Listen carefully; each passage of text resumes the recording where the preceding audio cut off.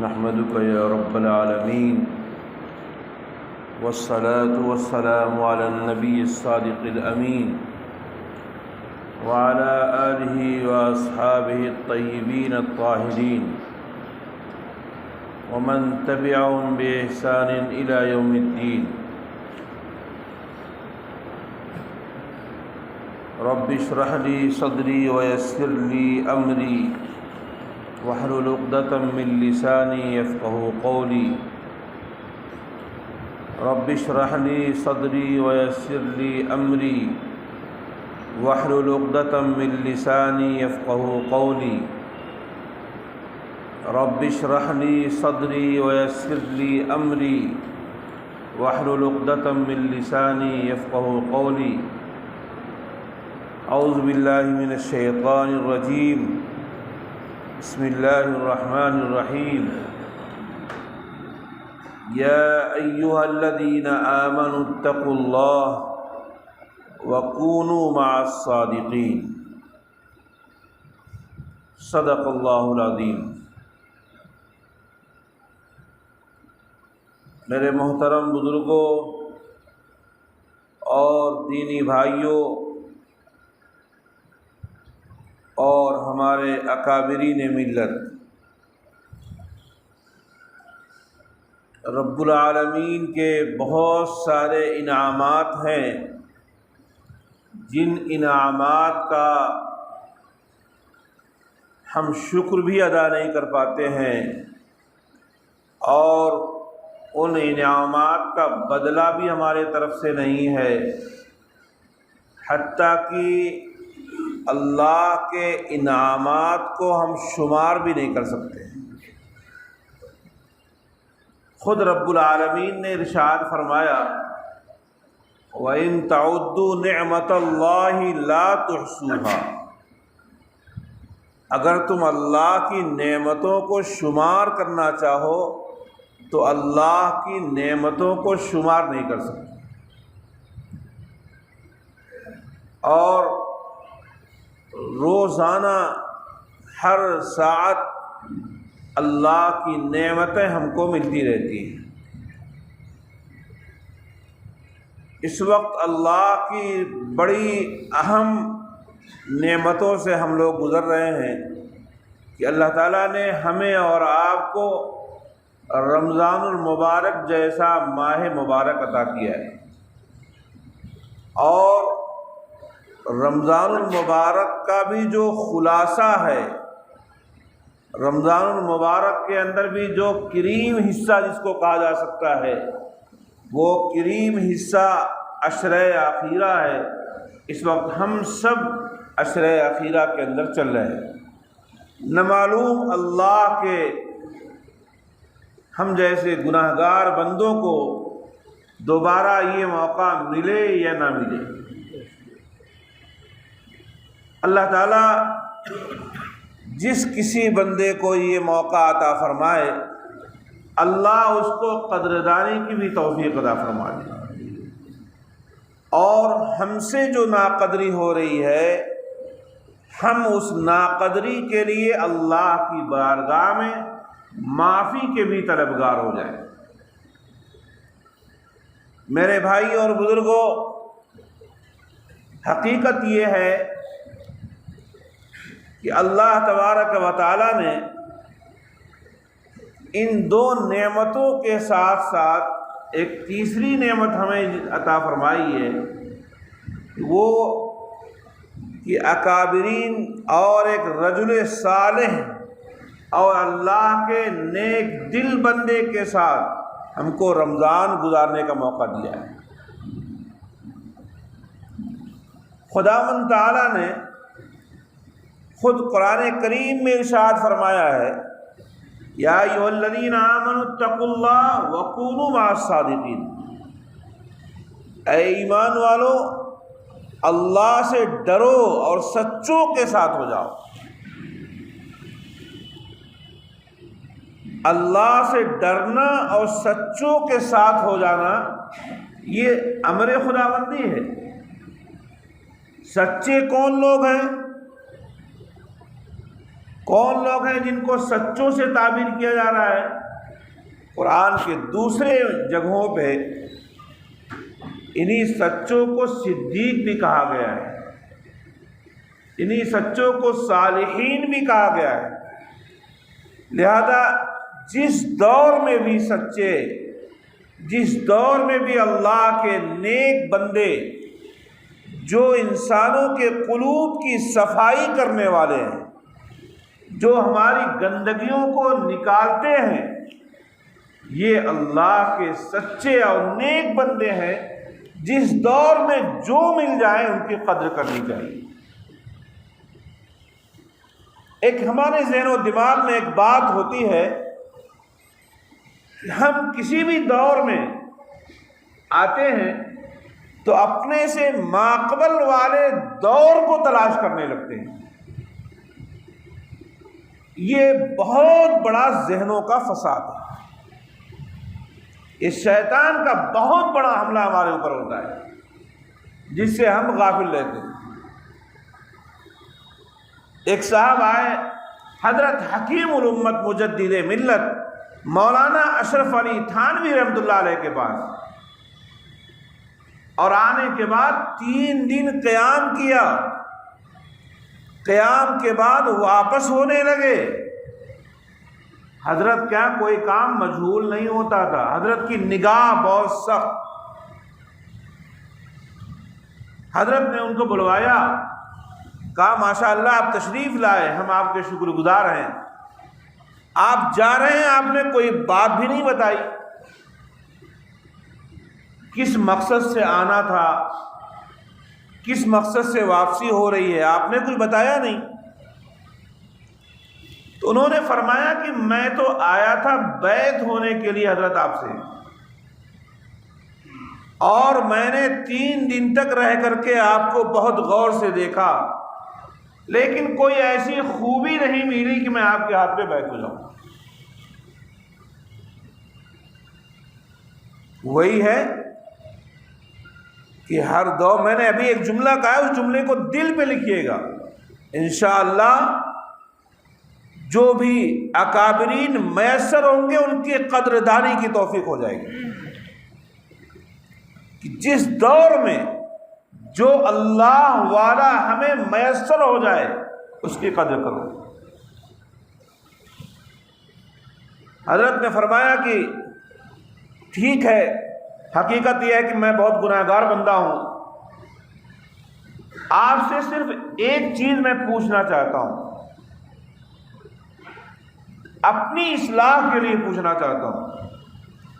آپ نے 3 دن قیام کیا، میرے اندر کل بھی نہیں کوئی خوبی تھی، آج بھی کوئی خوبی نہیں ہے، لیکن اس 3 دن قیام کے دوران آپ نے اگر میرے کسی عمل کو سنت کے خلاف پایا ہو اس کی نشاندہی فرما دیں، میں اپنی اصلاح کے لیے آپ سے پوچھ رہا ہوں۔ یہ سوال کرنے والے کون ہیں؟ سوال کرنے والے کون ہیں؟ کس نے پوچھا ہے ان سے؟ حکیم الامت مجدد ملت، جن کے مجدد ہونے میں کسی کو شبہ ہی نہیں۔ ہمارے استاد دارالعلوم دیوبند میں مولانا نور عالم صاحب خلیل امینی، ہم لوگ ان سے عربی ادب پڑھ رہے تھے، انہوں نے ایک مختلف مواقع پہ مختلف اکابرین کا وہ ذکر کرتے رہتے تھے سبق کے۔ ایک مرتبہ کہنے لگے کہ اگر کوئی مجھ سے پوچھے کہ سب سے بڑا محدث کون دیوبند نے پیدا کیا تو میں نہیں بتا پاؤں گا، ہو سکتا ہے کہ اختلاف ہو جائے کسی کی بات میں، لیکن اگر کوئی مجھ سے پوچھے کہ سب سے بڑا مردم ساز دیوبند نے کس کو پیدا کیا تو میری زبان سے بلا تکلف نکلے گا مجدد ملت مولانا اشرف علی تھانوی، اور اس میں کسی کو اختلاف نہیں ہوگا۔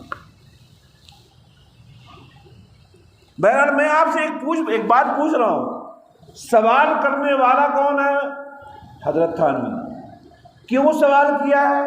اس آدمی کے اس گفتگو کر دینے کی وجہ سے، کہ میں تو آیا تھا یہ سمجھ کر کے کہ بڑی آپ کے اندر کرامتیں ہوں گی، آپ کے اندر فلاں چیز ہوگی، آپ کے اندر فلاں چیز ہوگی، پہلے بہت سارے بزرگ اڑا کرتے تھے، کوئی اس طرح کی کرامت دیکھوں گا، پھر اس کے بعد آپ کے ہاتھ پہ بیعت ہو جاؤں گا۔ حضرت نے کیا سوال کیا ہے؟ حضرت نے سوال کیا کہ میں اپنی اصلاح کے لیے آپ سے پوچھنا چاہتا ہوں کہ آپ نے 3 دن میں سنت کے خلاف میرا کوئی عمل دیکھا ہو تو اس کی نشاندہی فرما دیں، اس لیے کہ میں چاہتا ہوں کہ کوئی چیز سنت کے خلاف ہوئی ہو تو اس کی میں اصلاح کر لوں گا۔ اب وہ صاحب تو پسینے پسینے ہو گئے۔ اب جب انہوں نے غور کرنا شروع کیا تو حضرت کے ایک ایک عمل پہ غور کیا، اور کہیں سنت کے خلاف کوئی ایک لفظ ملنے والا نہیں ملا۔ حضرت تھانوی رحمۃ اللہ علیہ نے بڑی ہی اہم بات ارشاد فرمائی تھی۔ حضرت نے فرمایا میں بہت ناچیز بندہ ہوں، لیکن یاد رکھو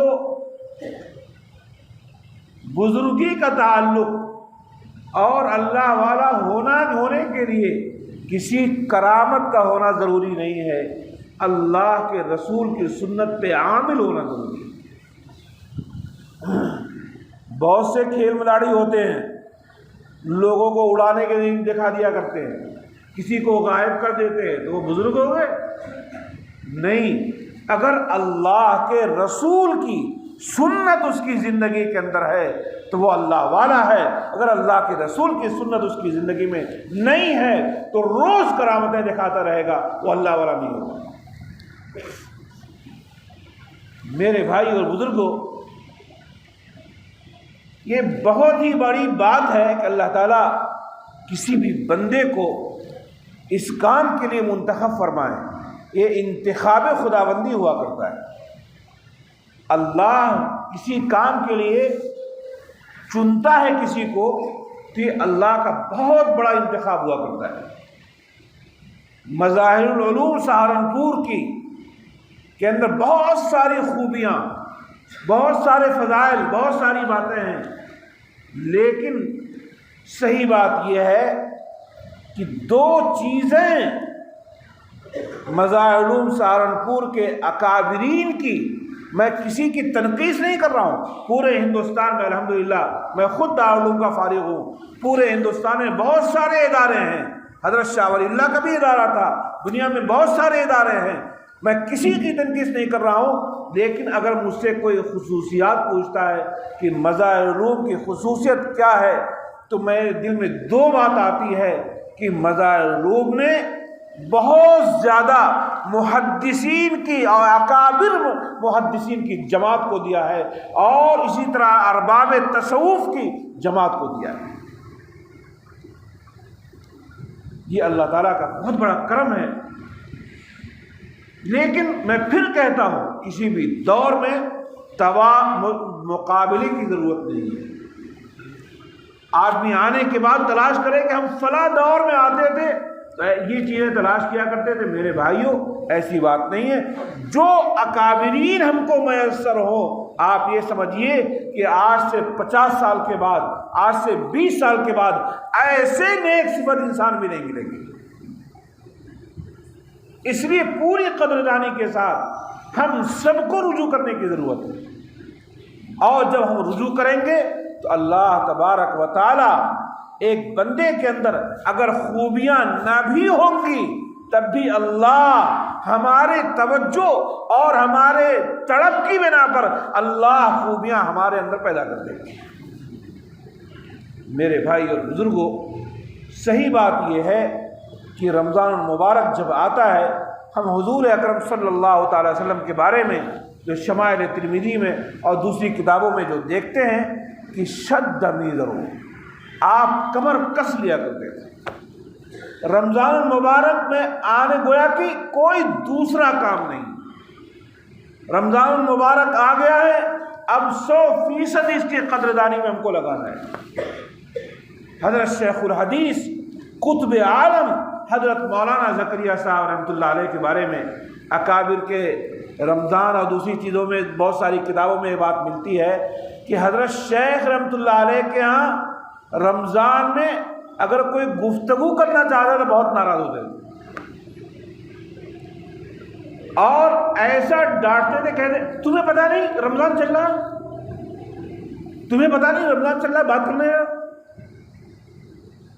یہ حضرت شیخ بڑی سختی کے ساتھ کہتے تھے۔ اور یہی نہیں، الحمدللہ وہ قرآن کی تلاوت اس قدر فرماتے تھے، اپنے عمل سے یہ لوگوں کو حکم دیا کرتے تھے کہ دیکھو رمضان کا قرآن سے بہت گہرا تعلق ہے، کوئی ایک وقت تم کو ملے اس وقت بھی قرآن پاک کی تلاوت کرنا۔ میرے بھائی اور بزرگوں، ہم جیسے ناکارہ لوگ رمضان میں اپنے اعمال کو چھوڑ کر کے، اپنی تلاوت کو چھوڑ کر کے، اپنے ذکر کو چھوڑ کر کے ہم دوسروں کی غیبتوں میں لگ جایا کرتے ہیں، یہ بہت افسوس کا مقام ہے۔ صحیح بات یہ ہے کہ میں اپنے کو مخاطب کر کے آپ سے گفتگو کر رہا ہوں کہ ہمارے اندر یہ خوب خرابیاں ہے کہ ہمارے پاس حضرت شیخ کے پاس تو کوئی اچھی بات سننے کا موقع نہیں تھا، اور ہمارے پاس غیبت کرنے کا بھی موقع ہے، ہمارے پاس تبصرے کا بھی موقع ہے، ہمارے پاس دوسرے کی برائی کا بھی موقع ہے۔ میرے بھائی اور بزرگوں، یاد رکھیے گا، یہ مبارک گھڑی جو ہم کو میسر ہوئی ہے، یہ مبارک گھڑی کل بھی ہم کو میسر ہو کوئی ضروری نہیں، اور اللہ اس بندے کو نعمتوں سے بار بار نوازتا ہے جو بندہ شکر گزاری کرتا ہے۔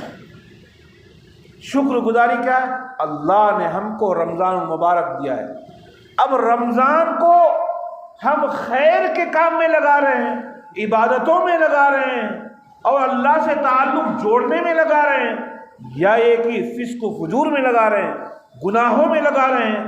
میرے بھائیوں، یاد رکھنا، میں ایک عام بات کہہ رہا ہوں، کسی کی خاص طرف اشارہ نہیں کر رہا ہوں، میں ایک عام بات کر رہا ہوں کہ بندہ جب غیبت کرتا ہے تو اس کو اس غیبت کا گناہ کا پتہ نہیں ہے کہ کتنا گناہ لکھا جاتا ہے۔ کہا گیا الغیبت اشد من الزنا، غیبت جو ہے زنا سے بھی زیادہ سخت ہے، اور زنا کا موقع تو یہاں مجمع عام میں کسی کی ہمت نہیں ہوگی، لیکن غیبت شوق سے ہماری زبان سے نکلتی رہتی، اور ہم دوسرے کے لیے اپنی زبان کو، اپنے قلوب کو، اپنے اعمال کو خراب کرتے ہیں۔ لہذا شیخ کی مجلس میں آنے کے بعد، شیخ سے رابطے کے بعد ایک بہت بڑا فیصلہ ہونا چاہیے کہ ہم جس جگہ بیٹھے ہیں یہ حضرت شیخ الحدیث مولانا زکریا صاحب رحمۃ اللہ علیہ اور حضرت مولانا خلیل احمد صاحب سہارنپوری علیہ الرحمہ، صحیح بات یہ ہے کہ جب علماء دیوبند کے اساسی افراد شمار کیے جاتے ہیں کہ دیوبند کی جماعت میں اساسی افراد کون تھے، اس میں نام آتا ہے حضرت مولانا خلیل احمد صاحب سہارنپوری کا، دیوبند کی جماعت کے اساسی افراد۔ لہذا جہاں ہم بیٹھے ہیں یہ بہت بڑے اکابرین کی جگہ ہے۔ اس جملے کو دوبارہ یاد کیجئے کہ حضرت شیخ الحدیث مولانا زکریا صاحب رحمۃ اللہ علیہ کسی کی عام اچھی بات کو بھی سننا رمضان میں گوارا نہیں کرتے تھے، اور پوری کوشش کرتے تھے، لوگوں کو اس بات پہ راغب کرتے تھے، اور آج بھی آپ کو کہا جا رہا ہے یہاں سے کہ جتنا ممکن ہو سکے قرآن پاک کی تلاوت پہ اپنے آپ کو لگائیے۔ فارسی کا مقولہ ہے خانہ خالی را دیو میں گیرت، جو گھر خالی ہوتا ہے اس میں جنات اور بھوت آ جاتے ہیں۔ جو وقت ہمارا خالی ہوگا، ہمارے ذہن و دماغ میں گناہوں کا انبار بھرا ہوا ہے، لہذا ہم گناہوں کو ہی تقسیم کریں گے، اور خود بھی گنہگار ہوں گے، اور سامنے میں جو لوگ موجود ہوں گے ان کو بھی گنہگار بنا دیں گے۔ اس لیے میرے بھائی اور بزرگوں، بہت زیادہ قیمتی موقع اللہ نے دیا ہے، اس قیمتی موقع کو آپ بہت غنیمت جانیے۔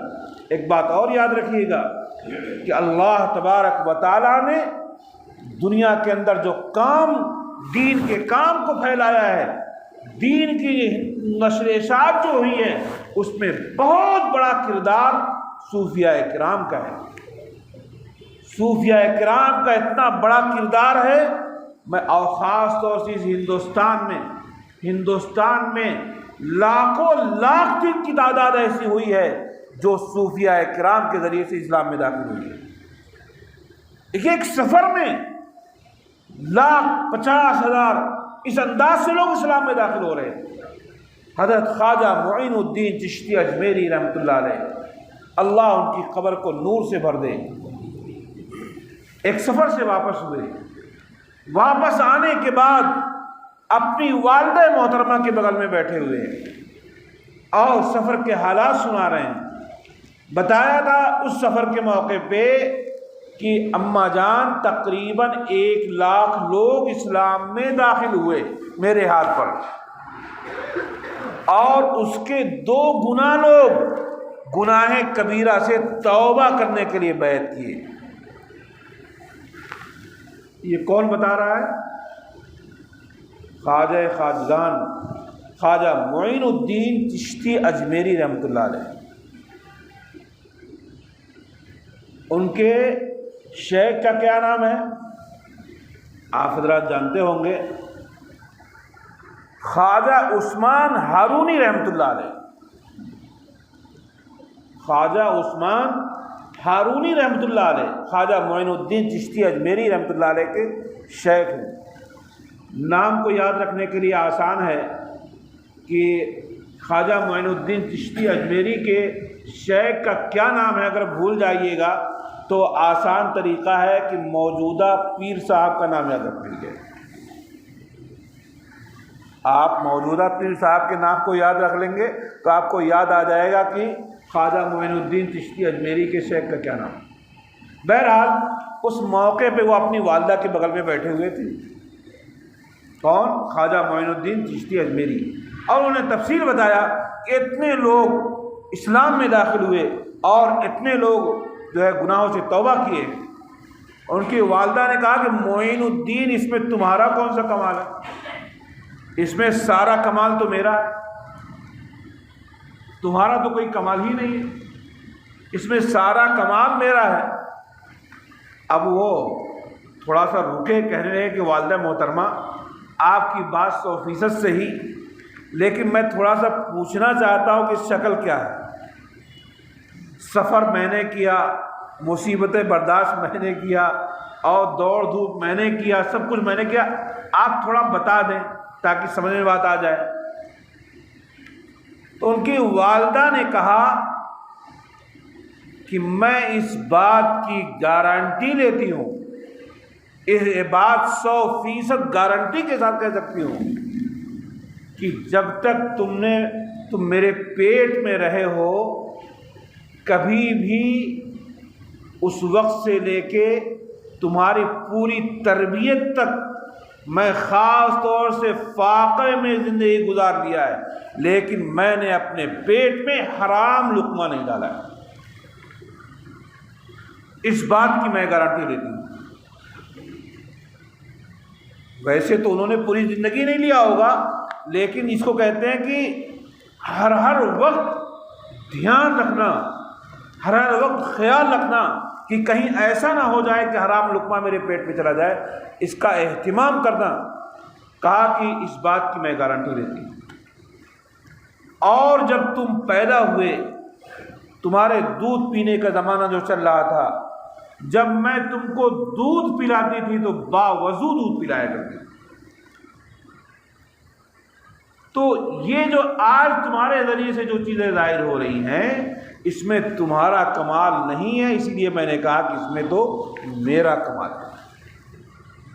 میرے بھائی اور بزرگوں، خواجہ معین الدین چشتی اجمیری اور اس طرح سے ہندوستان میں بہت سارے صوفیاء کی خانقاہوں کے ذریعے سے جو لوگوں کی اصلاح کر رہے تھے، لوگوں کے قلوب کو مجلہ و مصفح کر رہے تھے، یہ سلسلہ چلتا رہا، زمانے دراز تک چلتا رہا۔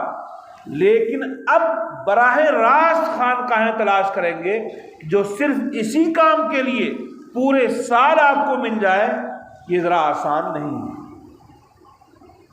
ایسی خانقاہیں بہت شاد و نادریں آپ کو ملیں گی، لیکن اللہ جزائے خیر دے قطب عالم حضرت شیخ الحدیث مولانا زکریا صاحب رحمۃ اللہ علیہ کو کہ آپ نے اجتماعی اعتکاف کی شکل، یعنی اپنے احباب کے ساتھ جو لوگ وابستہ ہیں ان کے ساتھ رمضان المبارک کو خالی کرنا اور ان کے ساتھ رہنا اور ان کی اصلاح کرنے کا ایک طریقہ جاری فرمایا۔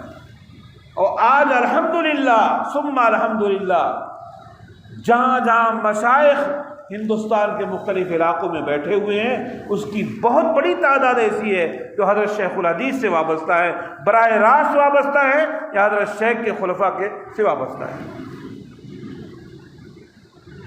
میں اعظم گڑھ کا رہنے والا ہوں، وہاں دور دور تک مئو میں، اعظم گڑھ میں، جونپور میں اور اگل بگل بہت سارے کئی اضلاع ملا کر تلاش کرنے کے بعد کوئی خانقاہ سجتی ہے تو بنارس میں حضرت مولانا مفتی ابوالقاسم صاحب نعمانی جو کہ دارالعلوم دیوبند کے محتمم ہیں، وہ وہاں خانقاہ میں تشریف رکھتے ہیں اور باقاعدہ مریدین اور سارے لوگ وہاں رہتے ہیں۔ کیوں؟ وہ بھی حضرت شیخ الحدیث ہی تک ان کا بھی سلسلہ پہنچتا ہے، وہ حضرت مفتی صاحب کے خلفاء میں سے ہیں اور بڑے مفتی صاحب حضرت شیخ کے خلفاء میں۔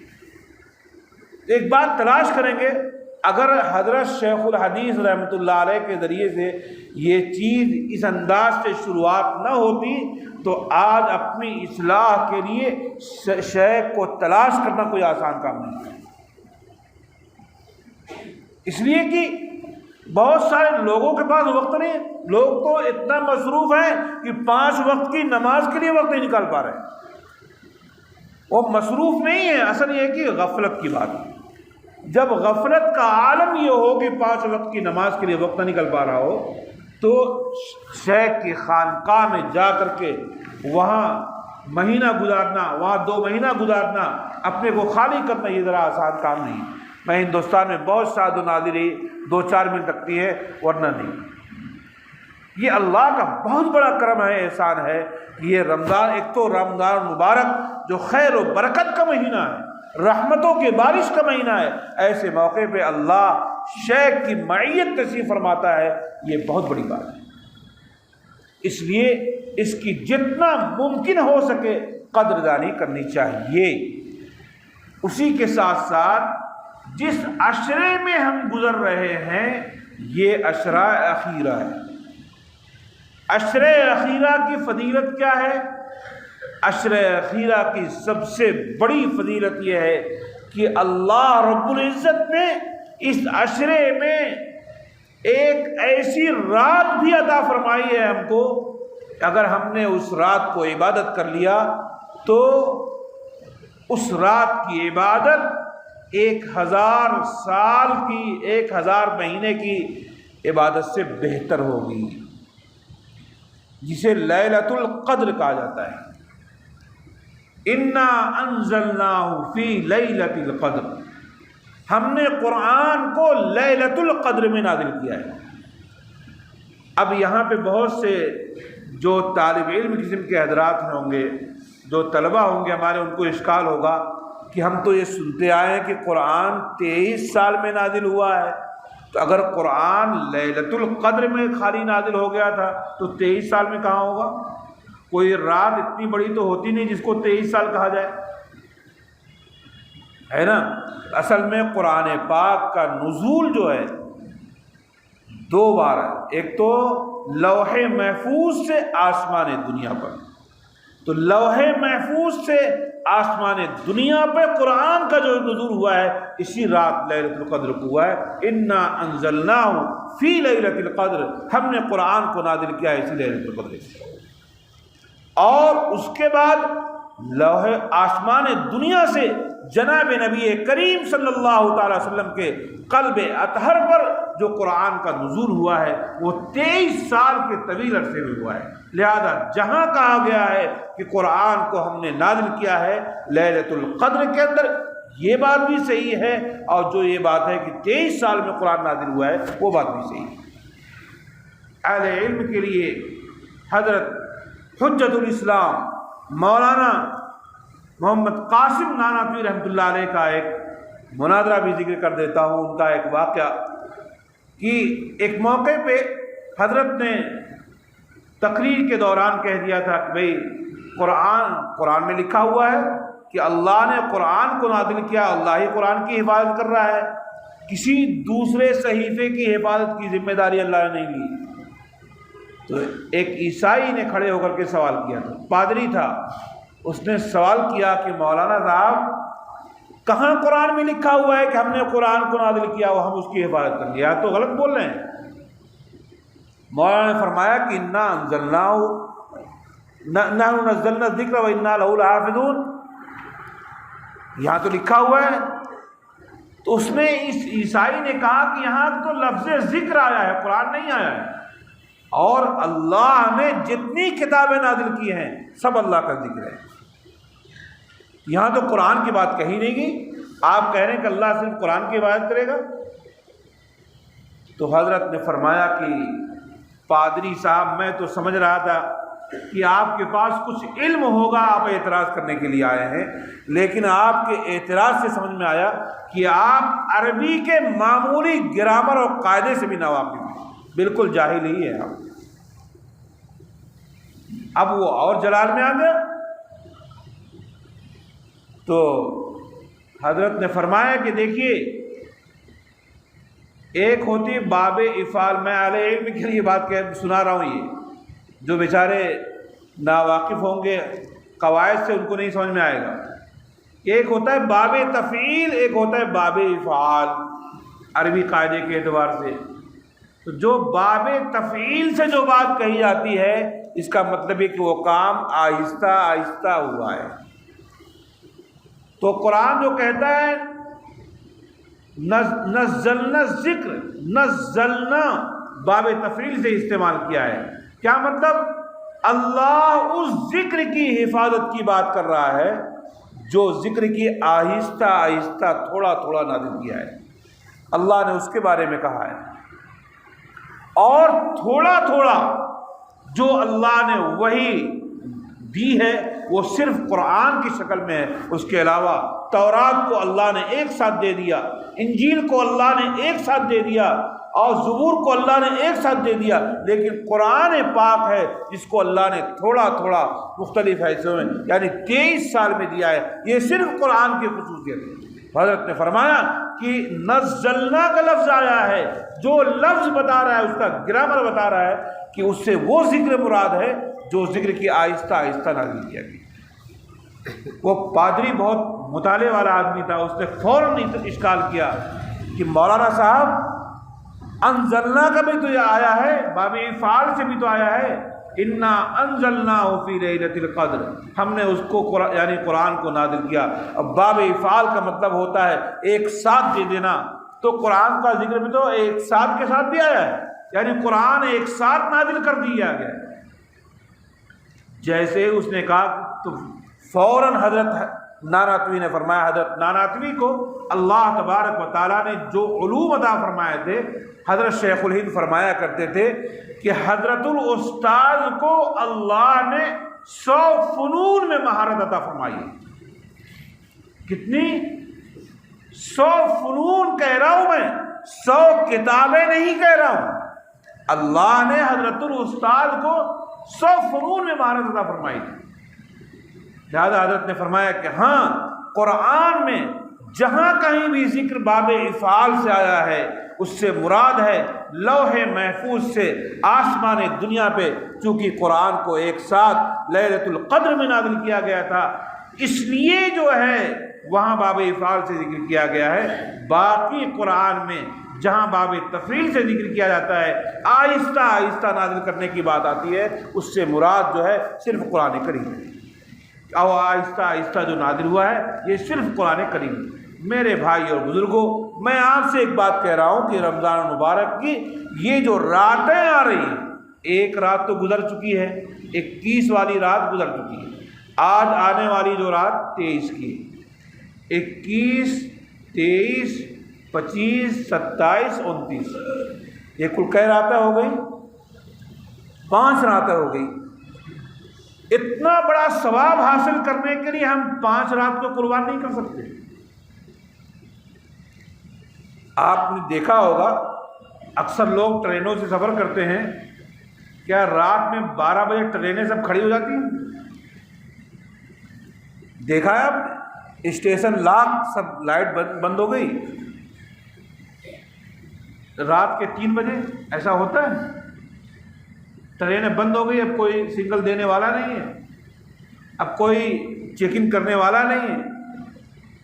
بھائی صاحب اگر آپ جو ہے 4 بجے بھی جائیں گے تب بھی وہاں ٹی ٹی کھڑا ہو جائے گا آپ کو۔ کیوں؟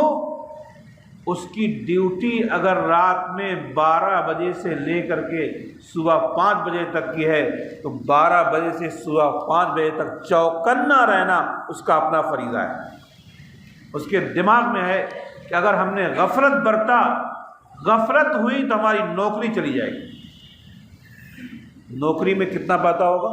بہت پاتا ہوگا، 50,000 پاتا ہوگا، 1,00,000 پاتا ہوگا، اور ہمیں اللہ ثواب کتنا دے رہے ہیں؟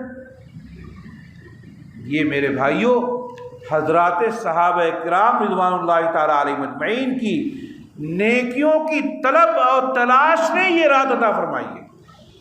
یاد رکھیے گا یہ بہت بڑا احسان ہے صحابہ کرام کا، جو باتیں معلوم کرتے تھے اور شریعت نازل ہو رہی ہے۔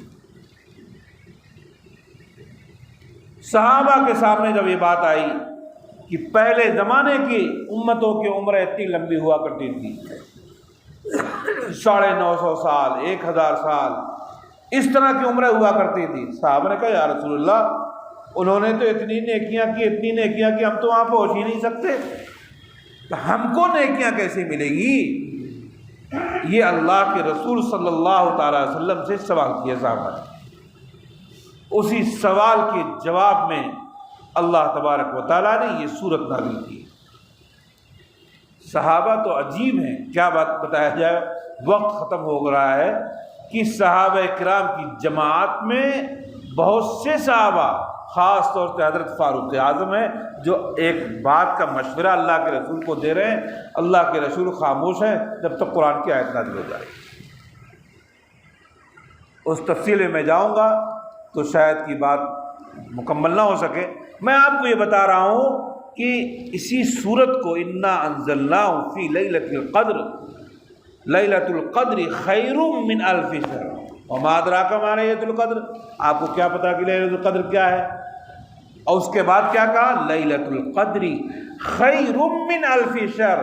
لیلۃ القدر جو ہے یہ خیر من الف شہر، یعنی 1000 مہینے اگر آپ عبادت کرتے رہیں آپ کو جو ثواب ملے گا وہی ثواب آپ کو جو ہے اس رات میں عبادت کر لیں گے وہ مل جائے گا۔ 1000 مہینے تقریباً 82-83 سال ہوتے ہیں۔ عام طور پہ تو اس وقت وہ عمر ہی کو آدمی نہیں پہنچ پاتا ہے، اس عمر کو پہنچ جائے 60 میں چلے گئے، 50 میں چلے گئے، 50 پہنچتے پہنچتے کھٹکھٹاہٹ محسوس ہونے لگتی ہے کہ صاحب گھنٹی بج رہی ہے، تیار رہیے، آپ کسی بھی وقت فرشتے ملاقات کر سکتے ہیں۔ اتنا موقع مل جائے یہی بڑی بات نہیں ہے، اور اتنے موقع میں اتنی عبادت کرنے کا موقع مل جائے یہ بھی بہت بڑی بات نہیں، آسان نہیں ہے۔ بھئی ہماری زندگی اتنی گزر گئی، ہماری عمر اتنی گزر گئی، کتنے ہم میں سے ہمارے جیسے گناہ گار ہوں گے جن کی فرض نمازیں چھوٹی ہوں گی، جن کے روزے چھوٹے ہوئے ہوں گے، جن سے گناہ کا صدور ہوا ہوگا، جو غلطیوں میں مبتلا ہوئے ہوں گے۔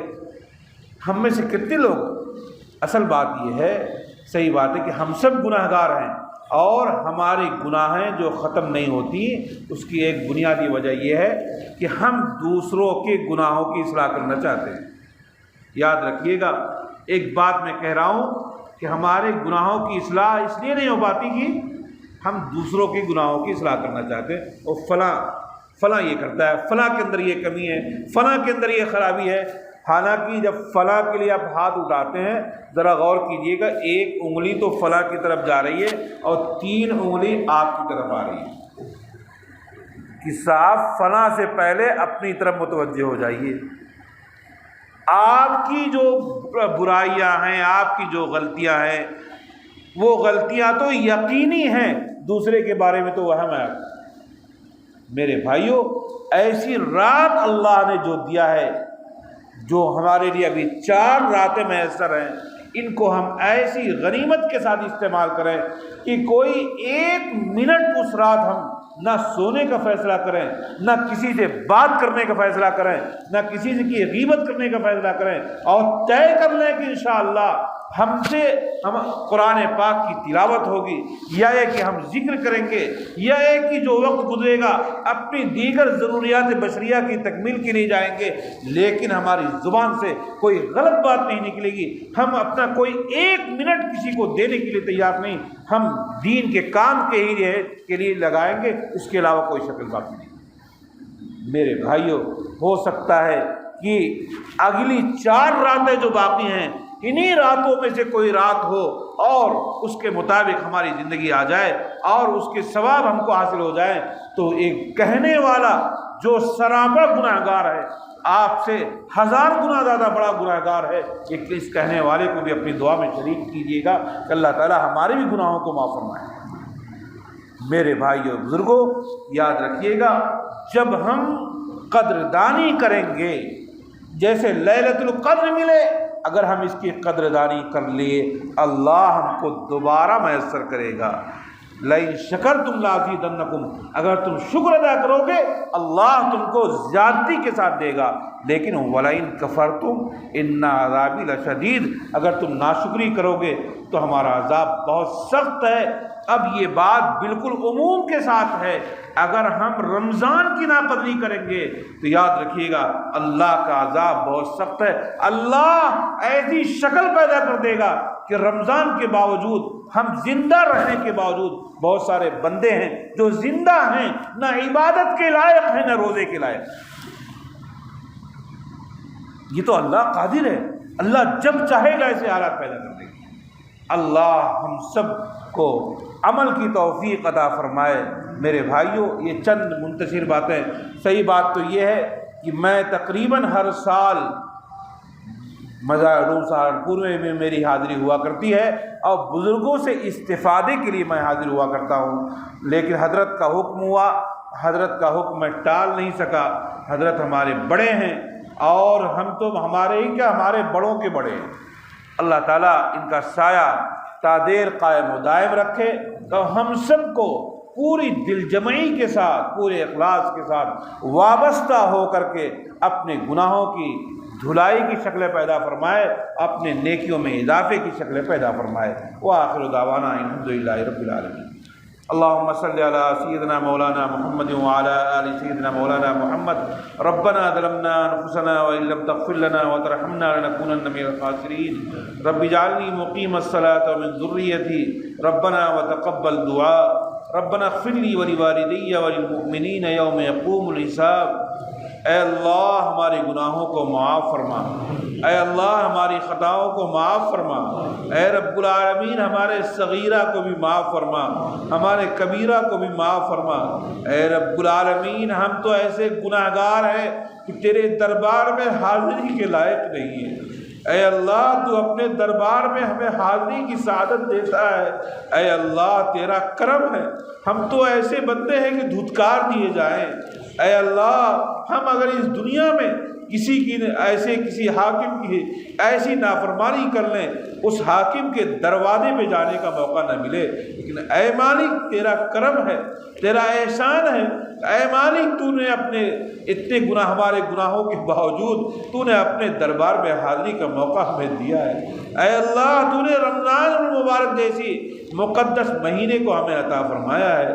اے اللہ، جو اخیر عشرے کی برکتیں ہیں، اے اللہ وہ ہمیں ملنے والی ہے۔ اے اللہ ہمیں قدردانی کی توفیق عطا فرما دے۔ اے اللہ قدردانی کی توفیق عطا فرما دے۔ اے اللہ قدردانی کی توفیق عطا فرما دے۔ اے اللہ ناشکروں میں اور ناقدری کرنے والوں میں اے اللہ ہمارا شمار نہ ہونے پائے، اے اللہ اس کے لیے شکل پیدا فرما دے، اے اللہ ہمارا دل نہ بھی چاہے لیکن اے مالک تو ہماری پیشانی کو پکڑ کر کے اپنے سامنے جھکنے والا بنا دے، اے اللہ اس کی توفیق عطا فرما دے، اے اللہ اس کی شکل پیدا فرما دے، اے اللہ ہمارے جو بھی اکابرین دنیا سے جا چکے اے اللہ سب کی مغفرت فرما۔ حضرت مولانا سلمان صاحب رحمت اللہ علیہ کہتے ہوئے آج دل پھٹ رہا ہے، اے اللہ حضرت کی مغفرت فرما دے۔ حضرت شیخ الحدیث مولانا محمد یونس صاحب رحمۃ اللہ علیہ جن کو ہم دیکھا کرتے تھے استفادہ کرتے تھے آج ہماری نگاہیں ان کو دیکھ نہیں پا رہی، اے اللہ حضرت کو اعلیٰ علیین میں جگہ عطا فرما دے۔ حضرت شیخ الحدیث قطب عالم مولانا محمد زکریا صاحب رحمۃ اللہ علیہ کو جنت الفردوس کے اعلیٰ منزلیں عطا فرما دے۔ حضرت مولانا خلیل احمد صاحب سہارنپوری علیہ الرحمہ جن سے یہ ساری چیزیں وابستہ ہیں اے اللہ ان کو جنت الفردوس میں اعلیٰ در اعلیٰ مقام عطا فرما دے۔ اے رب العالمین مظاہر العلوم سہارنپور کو قبولیت سے نواز دے، اے اللہ ہر طرح کے شرور و فتن سے حفاظت فرما دے۔ اے رب العالمین آج جو باطل کی نگاہیں دینی اداروں پہ لگی ہوئی ہے، اکابرین پر لگی ہوئی ہے، علماء پر لگی ہوئی ہے، اے اللہ مذاہب کے ہر فرد کی حفاظت فرما، دارالعلوم کے ہر فرد کی حفاظت فرما، دارالعلوم کی حفاظت فرما، مظاہر کی حفاظت فرما، ندوۃ العلماء کی حفاظت فرما، تمام مدارس کی حفاظت فرما، تمام خانقاہوں کی حفاظت فرما، تبلیغی جماعت کی حفاظت فرما۔ اے رب العالمین آج جو دنیا میں دین کا نام لینے والے اللہ اللہ کہنے والے لوگ ہیں وہ انہی اداروں سے وابستہ ہیں، اے اللہ ان اداروں کو قبولیت سے نواز دے۔ اے رب العالمین ان اداروں کے ذریعے سے پوری دنیا میں دینی فضا کو عام فرما دے۔ اے رب العالمین میرے جیسے گناہ گار در گناہ گار بندے جس کو اپنی گناہوں کی وجہ سے اس لائق بھی نہیں تھا یہ اکابرین اپنے پاس میں بیٹھا لیتے، لیکن ان کے حکم کی بنا پر چند باتیں میں نے عرض کیا ہے۔ اے اللہ اخلاص نصیب فرما، اے اللہ قبولیت سے نواز دے، اے اللہ خود مجھے بھی عمل کرنے والا بنا دے۔ اے رب العالمین ہماری دعاؤں کو قبول فرما، ہمارے آقا صلی اللہ تعالی وسلم کی صدقہ طفیل میں قبول فرما۔ سبحان ربک رب العزۃ عما یصفون وسلام علی المرسلین والحمد للہ رب العالمین۔